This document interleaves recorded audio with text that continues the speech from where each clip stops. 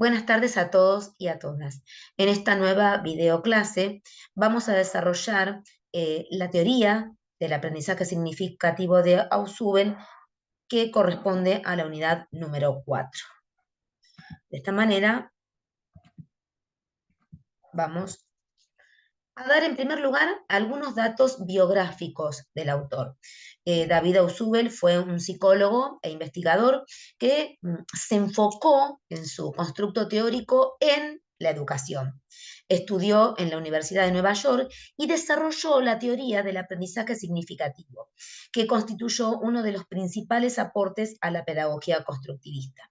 Es decir, él se propuso investigar acerca del aprendizaje significativo, esta era su hipótesis, pero el contexto de este aprendizaje era el contexto educativo. Bien, ¿cuál es el objetivo? ¿Qué se propone él en el desarrollo de su teoría? Es una teoría que propone explicar el proceso de aprendizaje producido en el contexto educativo.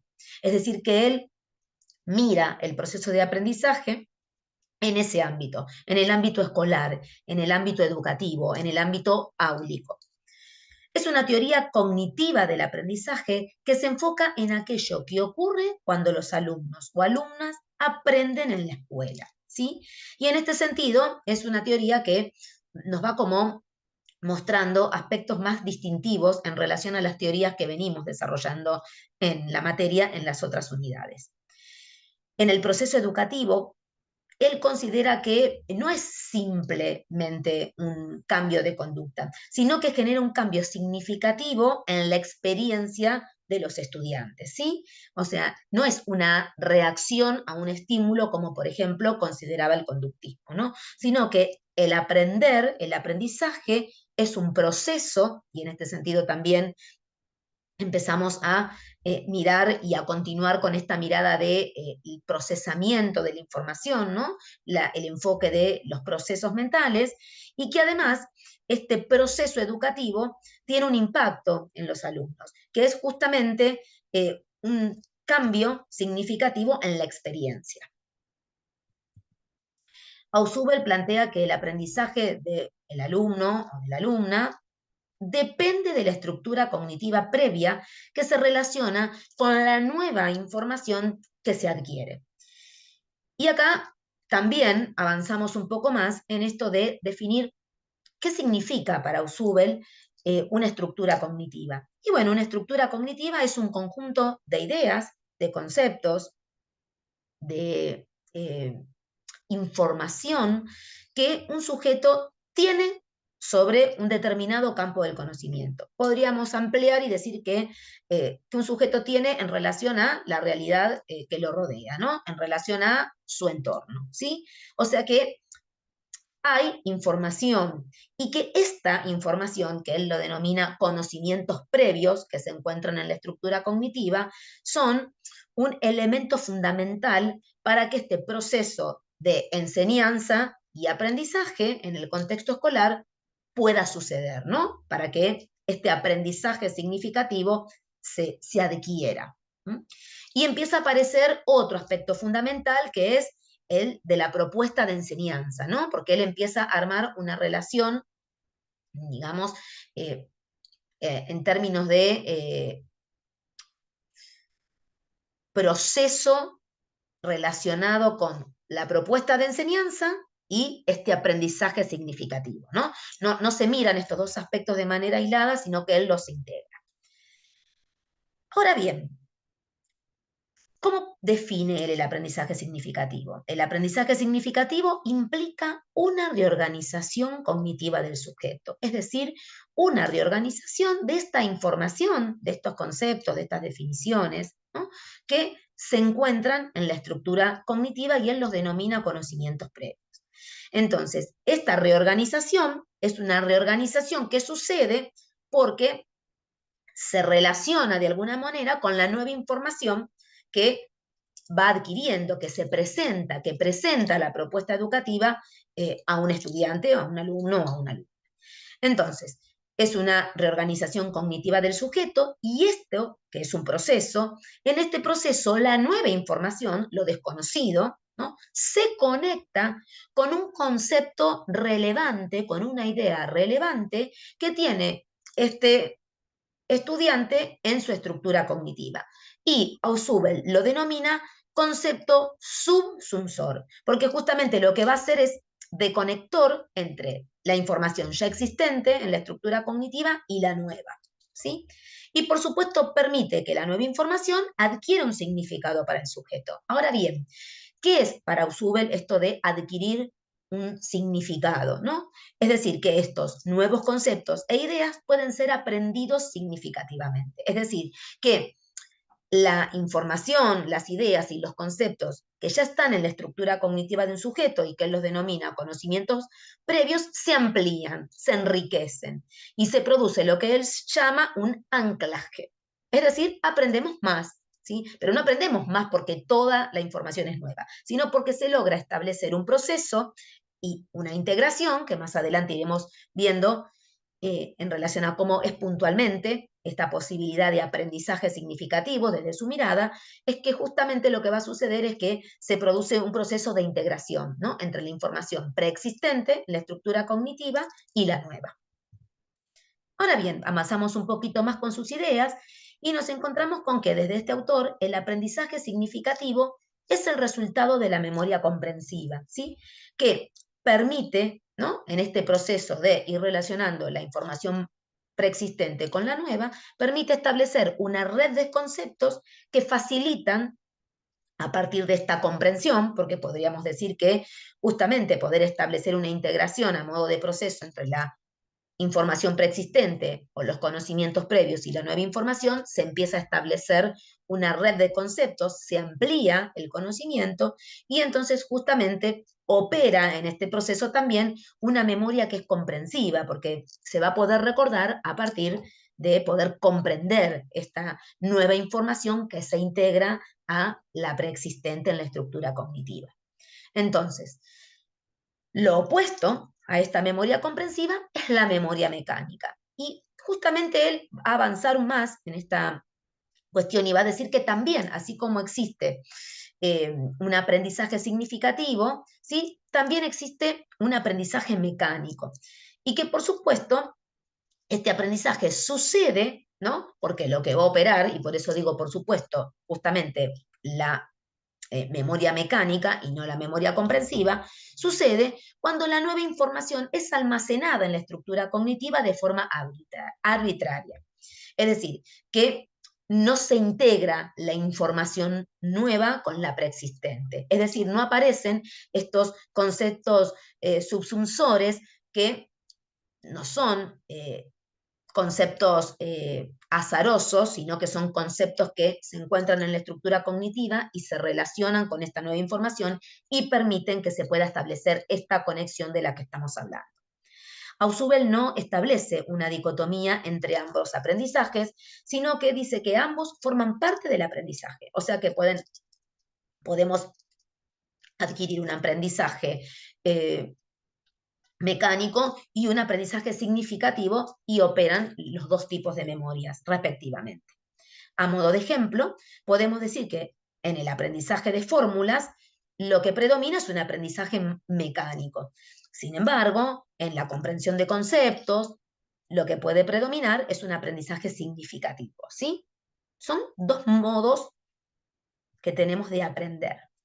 Ahora bien, el autor además va a decir que hay tipos de aprendizaje significativo y aparecen tres.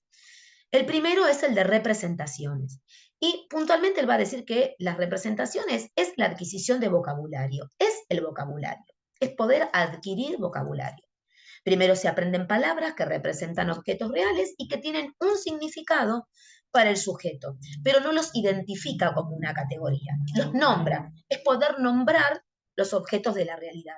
Es previo a la formación de conceptos, porque la formación de conceptos lo que te permite, o lo que le permite a un sujeto, a un alumno, a una alumna, es poder definirlos, ¿sí? Y después, posteriormente a la formación de conceptos, también se amplía el vocabulario, pero ya se amplía este vocabulario porque sucedió este proceso de aprendizaje, ¿sí? Pero puntualmente las representaciones son la adquisición de vocabulario, es decir, poder nombrar, ¿sí? Poder nombrar los objetos de la realidad. Es el aprendizaje más elemental y de él dependen los otros aprendizajes que vamos a nombrar a continuación. Después aparecen los conceptos. Ausubel define al aprendizaje de conceptos a objetos, eventos, situaciones o propiedades que tienen atributos de criterios comunes y que se designan mediante algún símbolo o signo. Es decir, los conceptos nos permiten definir e identificar los objetos de nuestro entorno, de nuestra realidad. Y justamente hay dos formas de poder aprender a conceptualizar, ¿no? A poder realizar conceptualizaciones. Y estas dos formas son las siguientes. La primera, que es aquella que tiene que ver con los conceptos que se adquieren a través de la experiencia directa, es decir, los conceptos que se aprenden en la interacción con el entorno. Y segundo, a través de la asimilación de conceptos, que implica relacionar los nuevos conceptos que nos trae, podemos decir, la nueva información, con los otros que forman parte de los conocimientos previos del sujeto. Y acá aparece un concepto, hablando de conceptos justamente, que el concepto de asimilación, que en realidad, en la teoría, es un concepto estructurante, podemos decir, porque, digamos, el proceso de aprendizaje está atravesado y hasta podemos decir determinado por este principio de asimilación que vamos a explicar ahora. Bien, el proceso de aprendizaje significativo se relaciona con un principio de asimilación y también es un proceso. Lo que va quedando como claro es que hay un procesamiento de la información y que este proceso de la información tiene que ver con información nueva y con conocimientos previos o con información previa, ideas, pensamientos que preexisten en la estructura cognitiva. Y esto es lo que va determinando en la teoría esta interacción de la que él habla de manera significativa para justamente lograr que se puedan aprender nuevos conocimientos en este contexto educativo. Es el proceso mediante el cual, entonces decimos, dice el autor, es el proceso mediante el cual la nueva información se vincula, se conecta, se relaciona con la preexistente en la estructura cognitiva del sujeto y origina una nueva reorganización de conceptos. Es decir, aprendemos conceptos nuevos. Durante un periodo, los conceptos adquiridos, los nuevos, se retienen en la estructura cognitiva del sujeto. Pero luego se va a dar una fase que él la llama fase obliteradora, en la que se reducen los aprendizajes y se produce el olvido. Es decir, en algún momento, ¿no? Ese quantum de información, lo que va a pasar es que se va a reorganizar y entonces va a haber una parte de esta información que se pierde, pero porque en realidad se reestructura y se reorganiza de manera cualitativa y de mejor forma, es decir, ampliamos nuestra posibilidad de conceptualizar la realidad y esto implica que haya información que se olvide porque termina siendo no tan relevante a los efectos de esta nueva organización de la estructura cognitiva y de estos conceptos nuevos aprendidos. Para que justamente se produzca esta fase, ¿sí?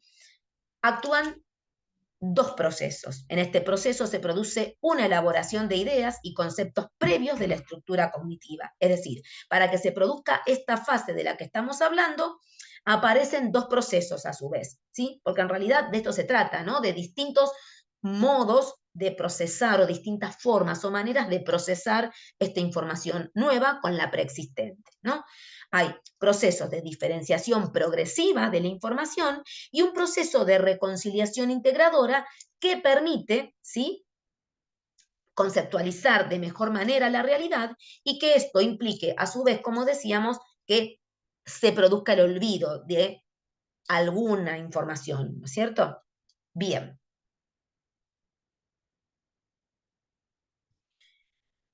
Ahora bien, lo que queda claro en la teoría es que el aprendizaje significativo es el resultado de esta interacción, y volvemos a decirlo, entre los contenidos previos o los conocimientos previos y la nueva información, ¿no? Pero a su vez, Y todo esto se da a modo de proceso, distintos momentos, distintos procesos. Pero el modo, ¿sí?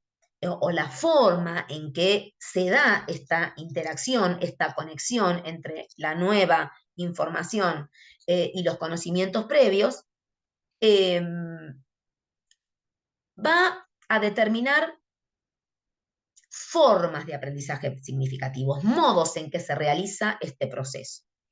El primero es el aprendizaje subordinado. Y en realidad estos aprendizajes que vamos a ver son, de alguna manera, formas en que sucede, en que se logra, en que aparece y se adquiere este aprendizaje significativo, ¿sí? Nunca salimos de este concepto. El aprendizaje significativo ocurre, va a decir el autor, cuando la nueva información se relaciona subordinadamente con conceptos. Es decir, este proceso de subsunción que hablábamos al principio. Es decir, es una conexión entre la información preexistente y la nueva. Por ejemplo, hay una idea establecida y esta idea puede ser los mamíferos son animales terrestres, ¿no? Y entonces aparece una idea establecida, que es la de mamíferos, y se conecta con una idea que tiene que ver con poder otorgarle la categoría de animales terrestres. Y ahí aparece, ¿no?, este concepto subordinado.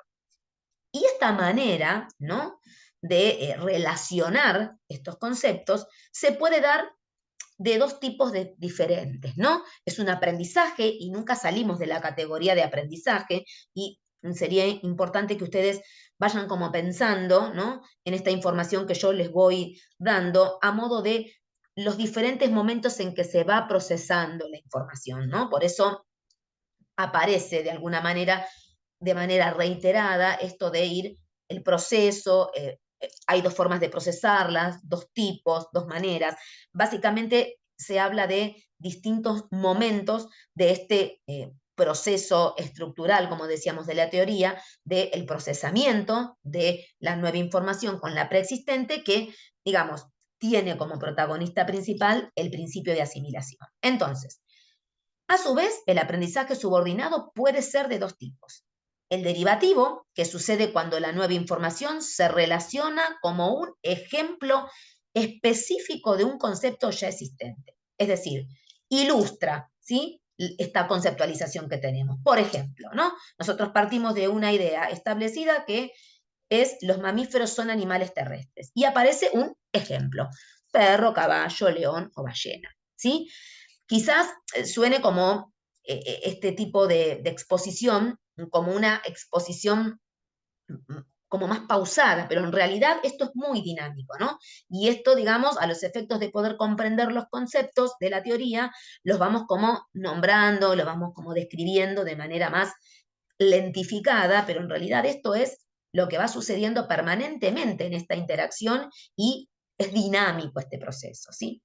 Y después aparece el otro tipo de aprendizaje, que es el correlativo, ¿sí? Y que sucede justamente cuando la nueva información se relaciona y se elabora, ¿sí?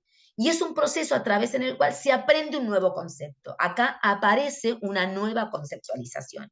Y entonces podríamos decir, los mamíferos pueden ser animales terrestres y acuáticos. Agregamos una nueva categoría, agregamos un dato más, que lo que va a permitir es que se amplíe este concepto, ¿sí? Después aparecen el aprendizaje supraordinado.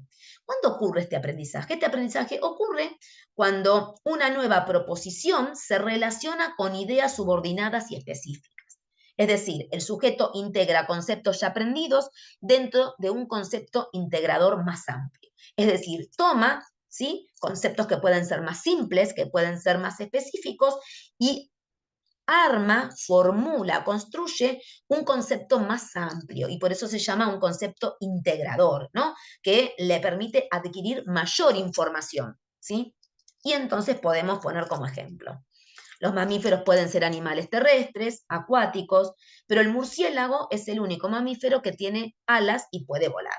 ¿no? Ustedes van viendo que en este ejemplo sencillo que estoy dando, las otras categorías no quedan descartadas, sino que se van integrando, se van conectando, se van integrando y van ampliando, ¿no? Este concepto, esta idea, ¿no?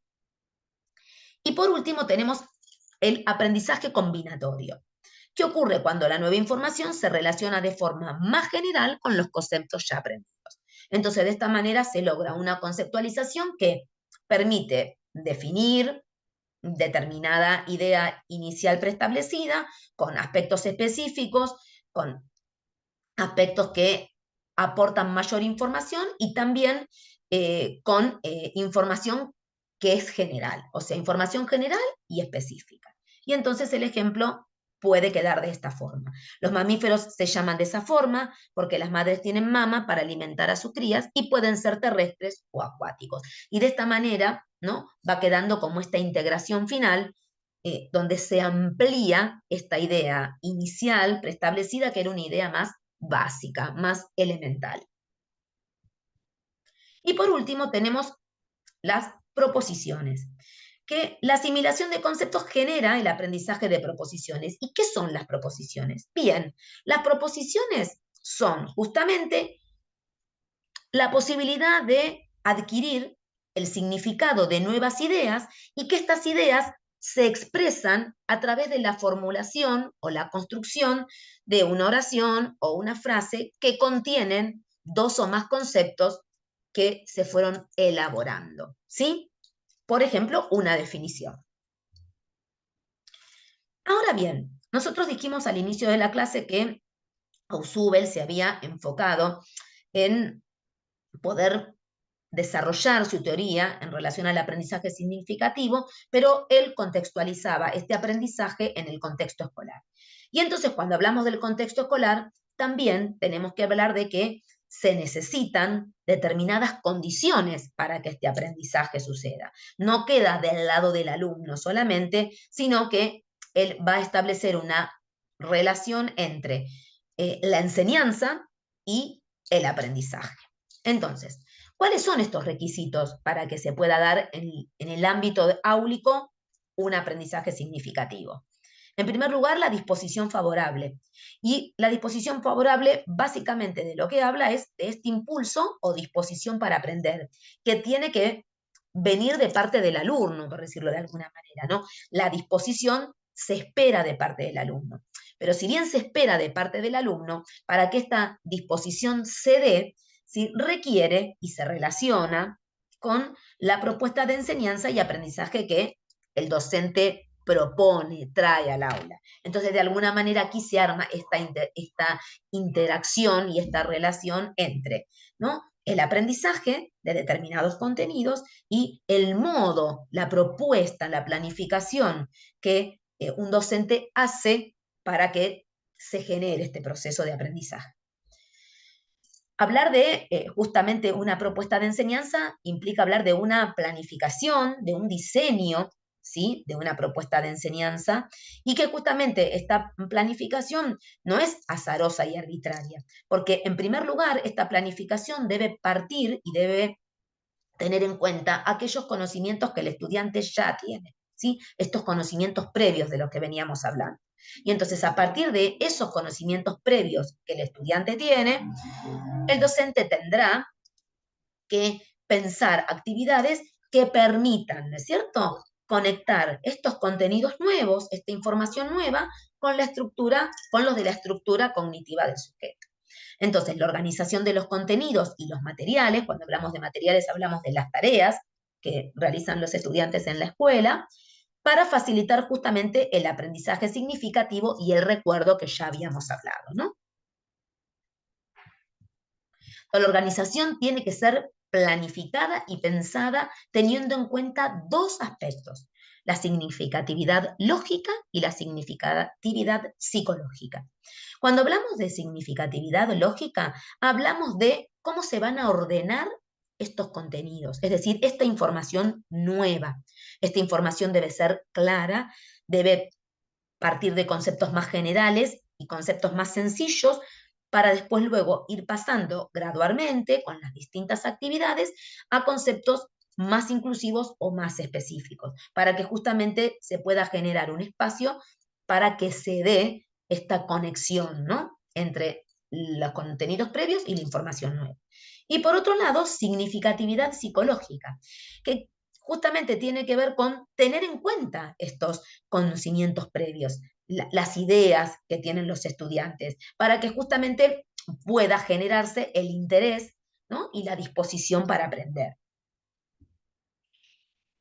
Bien, y aquí aparecen dos conceptos que en el material de lectura aparecen en el comienzo, pero yo decidí dejarlos hacia el final porque este concepto de aprendizaje por descubrimiento y aprendizaje por recepción se relaciona justamente con la propuesta de enseñanza. Es decir, nosotros estuvimos hablando recientemente de el modo en que un docente presenta actividades para el aprendizaje de contenidos, ¿no? Entonces, las características que tengan estas actividades, la forma que tengan estas actividades, el tipo, podemos decir, de tarea que tengan que hacer, los estudiantes van a permitir que se produzcan dos tipos de aprendizaje. Por un lado, y directamente acá citamos desde la bibliografía, el aprendizaje por recepción, donde acá el contenido es un contenido que es final, es decir, que es una versión final de un contenido, y por eso aparecen como ejemplos leyes, un poema, un teorema, ¿no? Un teorema de geometría, es decir, cuando el concepto debe ser aprendido ya en su totalidad, ¿no? Aparece el concepto sin, digamos, la necesidad de que se pueda como repensar o reconstruir, ¿no? Pensemos, por ejemplo, en un poema donde lo que opera es lo memorístico, y entonces podemos pensar que el aprendizaje por recepción tiene más que ver con este aprendizaje donde opera, este aprendizaje mecánico donde opera la memoria mecánica, ¿no? Porque uno incorpora un conjunto, un quantum de información que tiene una forma final, ¿sí? Que no se requiere como de reconstruir esa información, ¿sí? Se puede hablar del contenido de un poema, pero el contenido es un contenido final. Ahora, cuando hablamos de aprendizaje por descubrimiento, hablamos de aquellos contenidos que le permiten, digamos, a un estudiante, quizás como tener una participación en términos de eh, poder trabajar en las actividades en relación a este significado, ¿sí? Es en el aprendizaje por descubrimiento, lo que va a ser aprendido se da eh, en su forma final, si no se da en su forma final, perdón, sino que debe ser reconstruido por el alumno antes de ser aprendido o reincorporado. Por ejemplo, bueno, aquellos aprendizajes donde se puedan trabajar desde lo concreto, con actividades más concretas, donde puedan probar distintos procedimientos o distintos momentos, puedan combinar las actividades, por ejemplo, podrían ser combinar palabras y demás cuestiones, ¿sí? En cambio, por ejemplo, en el aprendizaje de un poema se puede analizar o se puede, por supuesto, comprender, digamos, el contenido de ese poema, pero en realidad no se puede realizar una reconstrucción o una reorganización, ¿sí? De ese contenido puntualmente. Bien, y ahora para finalizar, hay una frase de Ausubel que dice el factor más importante que influye en el aprendizaje es que el alumno ya sabe, averígüese esto y enséñese consecuentemente, ¿no? De alguna manera, digamos, el aporte distintivo que él ha dado en su teoría es esto de poder considerar que lo determinante para el aprendizaje significativo es que la propuesta de enseñanza pueda partir de los conocimientos previos que el estudiante tiene. Y de esta manera damos por finalizada la clase y nos estaremos viendo seguramente en la siguiente videoclase. Buenas tardes a todos y a todas.